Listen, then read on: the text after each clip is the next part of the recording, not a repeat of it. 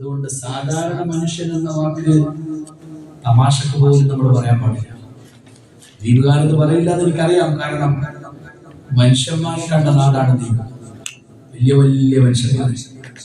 പഴയ കാലത്ത് മാത്രമല്ല, ഈ അടുത്ത കാലത്ത് നമ്മുടെ ബഹുമാനപ്പെട്ട ഖാദി ഷംഊൽ ഫൈസി ഉസ്താദ് മർഹൂം, ഞാൻ ജീവിതത്തിലാകെ ഒരു തവണയാണ് ബഹുമാനപ്പെട്ടവരെ എനിക്ക് കാണാനുള്ള ഭാഗ്യം ഉണ്ടായിട്ടുള്ളത്. ഉത്തരമലബാറിലും പരിപാടിക്ക് പോകുമ്പോൾ യാദർച്ഛികമായി ചില ആളുകൾ എനിക്ക് പരിചയപ്പെടുത്തി തന്നു. വലിയ കാര്യപ്പെട്ട ഒരാളാണ്, ലക്ഷദ്വീപുകാരനാണ്, കിൽത്താനിൽ നിന്നുള്ള ആളാന്ന് പറഞ്ഞിട്ട് അങ്ങനെ ദൂരെ നിന്ന് ഇങ്ങനെ കണ്ട് ചിരിച്ച് സലാം പറഞ്ഞ് അന്ന് പിരിഞ്ഞത്. അതിന് ശേഷം ഇങ്ങനെ അവരെ കാണാൻ പറ്റിയിട്ടില്ല.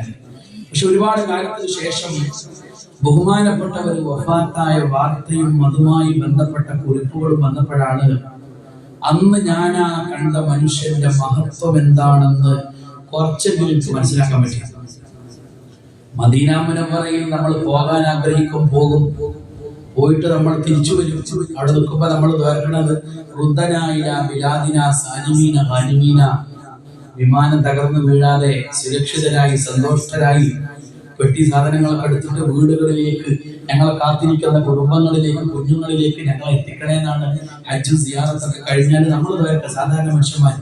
എന്നാൽ മദീന മുനവ്വറയെ സ്നേഹിക്കുക, ആ മണ്ണിലേക്ക് സിയാറത്തിന് വേണ്ടി പോവുക, ആ മണ്ണിൽ അന്ത്യവിശ്രമം ചെയ്യണമെന്ന് ആത്മാർത്ഥമായി ആഗ്രഹിക്കുക, അതിന് ഭാഗ്യമുണ്ടാകുമെന്നുള്ള സൂചനകൾ അള്ളാഹുവിന്റെ ഭാഗത്ത് നിന്ന് ചില പ്രത്യേകമായ രൂപത്തിൽ കിട്ടുക, എന്നിട്ട് ആ ഇഷാറത്തുകളെ സത്യമാക്കുന്ന തരത്തിൽ മദീന മുനവ്വറയിൽ പോയി എന്നേക്കുമായി മറവിട്ട് കിടക്കാനുള്ള ഭാഗ്യമുണ്ടാവുക.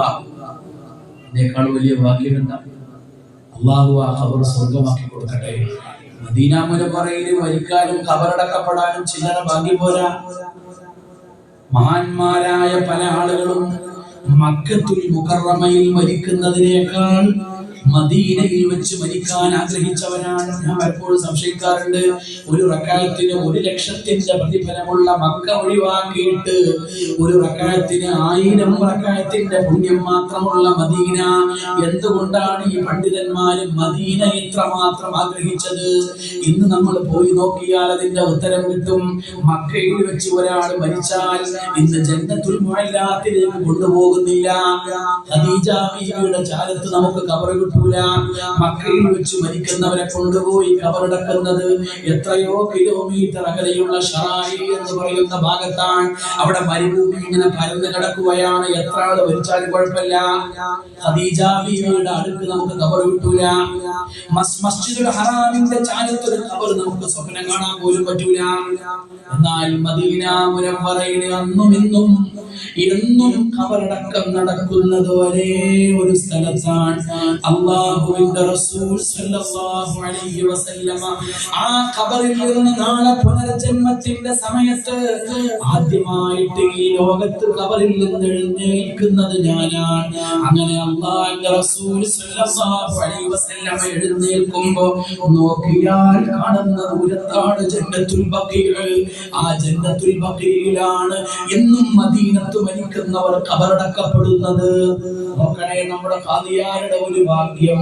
നാളെ പുനർജന്മത്തിന്റെ വേളയിൽ ഖബറിൽ നിന്ന് സ്വഹാബത്തിന്റെ കൂടെ, മഹാന്മാരായ അയിമ്മത്തിന്റെ കൂടെ, ഇമാം മാലിക്കിന്റെ കൂടെ, ഉസ്മാൻ ഇബ്നു അഫ്ഫാൻ റളിയല്ലാഹു അൻഹുവിന്റെ കൂടെ, ഫാത്തിമ ബീവിയുടെ കൂടെ, ആയിഷ ബീവിയുടെ കൂടെ, അബ്ദുറഹ്മാൻ ഇബ്നു ഔഫിന്റെ കൂടെ, ഉസ്മാൻ ഇബ്നു മദ്ഊന്റെ കൂടെ, അങ്ങനെ ആയിരക്കണക്കായ സ്വഹാബത്തിന്റെ കൂടെ പുനർജനിച്ചിട്ട് കണ്ണു തുറന്ന് നോക്കുമ്പോൾ ആദ്യം കാണുന്നത് ഹബീബായ മുത്ത് മുഹമ്മദ് മുസ്തഫ സ്വല്ലല്ലാഹു അലൈഹി വസല്ലം തങ്ങളെ.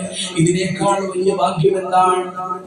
സാധാരണ പല മഹാന്മാരെയും ജീവിതകാലത്ത് അവരുടെ നാട്ടുകാർ മനസ്സിലാക്കാറില്ല. മരിച്ച ശേഷമാണ് ഒരു വലിയ മഹാന്മാരായിരുന്നു എന്ന് പറയും.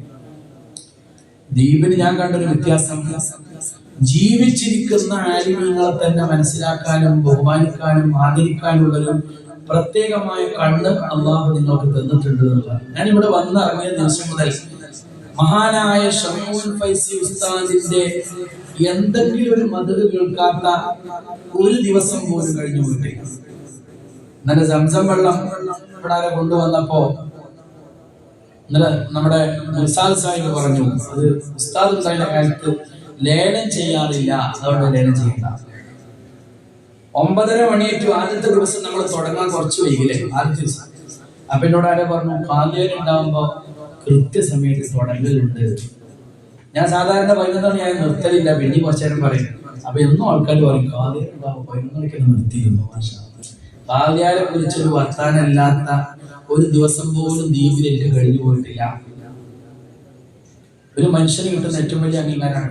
നമ്മുടെ സർഫറാസ് മാഷ് വിളിച്ചിട്ട് ഞാന് നമ്മുടെ സ്കൂളിലെ സെക്കൻഡറി സ്കൂളിലെ മ്യൂസിയം കാണാൻ പോയപ്പോ അവിടെ എല്ലാ മഹാന്മാരുടെയും ജീവചരിത്രങ്ങൾ സംക്ഷിപ്തമായി മനോഹരമായി രേഖപ്പെടുത്തിയിട്ടുണ്ട്. ഞാൻ പറഞ്ഞു ഇവിടെ വലിയൊരു ഗ്യാപ്പ് കാണുന്നുണ്ട്. കോയ ഉസ്താദിന്റെ വരെയുള്ള ചരിത്രം നിങ്ങൾ എഴുതി, ഷമോൽ ഉസ്താദിന്റെ ജീവിതം കൂടി അവിടെ ഹ്രസ്വമായ രൂപത്തിൽ ആധികാരികമായി പരിപൂർണമായിട്ട് പെർഫെക്റ്റ് ആയിട്ട് അവിടെ എഴുതി വെക്കണം. മാഷ് അത് സന്തോഷത്തോടുകൂടെ സ്വീകരിച്ചു. നമ്മുടെ അമീർ ഉസ്താദിന്റെ കൂടെ ഞാൻ വെറുതെ ഇങ്ങനെ റോഡിലൂടെ നടക്കുമ്പോ ഫിർദൗസ് ജെട്ടി എന്ന് പറഞ്ഞ ജെട്ടിയുണ്ട്. ജെട്ടിക്ക് അങ്ങനെ ഒരു പേര് ഞാൻ ദുനിയാവിൽ വേറെ കണ്ടിട്ടില്ല. അപ്പൊ അതിന്റെ ചരിത്രം അന്വേഷിച്ച് നോക്കുമ്പോൾ അവിടെ എഴുതി വെച്ചിട്ടുണ്ട് ഉദ്ഘാടനം ഷംഹൂൽ ഫൈസി. ഞാൻ അത്ഭുതപ്പെട്ടു പോയി. കടലിലേക്ക് നീളുന്ന ഒരു ജെട്ടിയുടെ ഉദ്ഘാടനം ഒരു ഉസ്താദ് ഒരു കാലിയേര് നിർവഹിക്കുക എന്ന് പറഞ്ഞാൽ സാധാരണ ഇല്ലാത്തൊരു കാര്യമാണ്. പള്ളിയുടെ മൂലക്കിരുന്ന് ആത്മീയമായ കാര്യങ്ങൾ, മൗലൂദിന്റെ സദസ്സുകൾ, മദ്രസയിലെ ക്ലാസ്, പള്ളിയിലെ ഇമാമത്ത്, ഖുതുബ, ഇത് മാത്രം നോക്കി നടക്കാതെ ഒരു ജനതയുടെ കൽബിലേക്ക് കാലുറപ്പിച്ച് നടന്ന നേതാവായിരുന്നു ബഹുമാനപ്പെട്ട കാലിയേര്. ആ ജെട്ടി ഒരു സാക്ഷിയാണ്. ഒരു മനുഷ്യൻ മരിച്ചു പോകുമ്പോ ഞാൻ ഇന്നലെ പറഞ്ഞതുപോലെ ശരീരം പെട്ടെന്ന് മരിച്ചു പോകും, എനിക്ക് ആയുസിന്റെ ഗ്യാരണ്ടിയില്ല. പക്ഷേ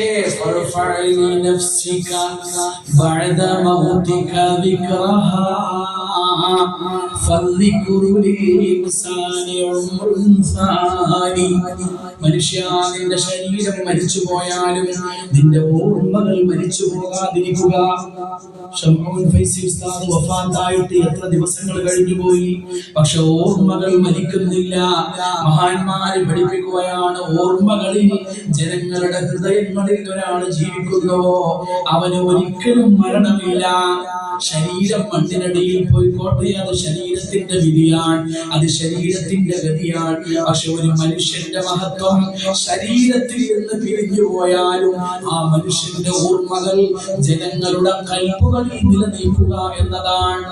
അങ്ങനെയുള്ള വലിയ മഹാന്മാരെ കണ്ട, അനുഭവിച്ച, ആസ്വദിച്ച, ആദരിച്ച ഒരു നാടാണ് ഈ നാട്. അതുകൊണ്ട് റസൂലുള്ളാഹി സ്വല്ലല്ലാഹു അലൈഹി വസല്ലമ തങ്ങളെ പൂർണ്ണമായ അർത്ഥത്തിൽ ഉൾക്കൊള്ളാനും സ്നേഹിക്കാനും നിങ്ങൾക്ക് സാധിക്കും എന്നെനിക്ക് ഉറപ്പാണ്. അല്ലാഹു തആല തൗഫീഖ് നൽകി അനുഗ്രഹിക്കട്ടെ.